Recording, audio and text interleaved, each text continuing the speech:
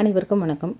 இன்றைக்கிங்க ஒரு உளுந்தில் ஒரு பவுடர் அரைச்சி வச்சுருக்குறேங்க. அது வந்து நிறைய அரைச்சிட்டேன். நான் ஒரு 2 கிலோ கிட்ட அரைச்சிட்டேன். அதில் 1 கிலோவுக்கு மேலே செலவாயிடுச்சு. 1 கிலோ தான் இருக்குது.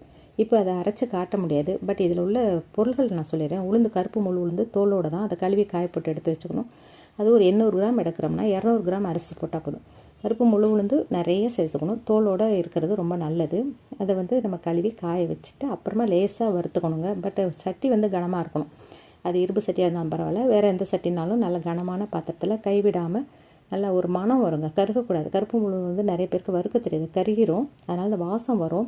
சிம்மில் தான் போட்டு வறுக்கணும். இந்த வறுத்த பவுட்ரு தான். இதில் வந்து சுக்கு, ஏலக்காய், கொஞ்சம் வெந்தயம் எல்லாமே அதையும் லேசாக வறுத்துட்டு சேர்த்து அரைச்சி வச்சுக்கணுங்க. இந்த பவுடர் இருந்ததுன்னா நம்ம டிஃபனுக்கும் பயன்படுத்திக்கலாம், ஸ்நாக்ஸுக்கும் பயன்படுத்திக்கலாம். இதில் அப்பம் செஞ்சு காட்டியிருக்கிறேன். அது அடுத்தது தோசை மாதிரி ஊற்றிக்கலாம். கஞ்சி, வெறும் கஞ்சி, பால்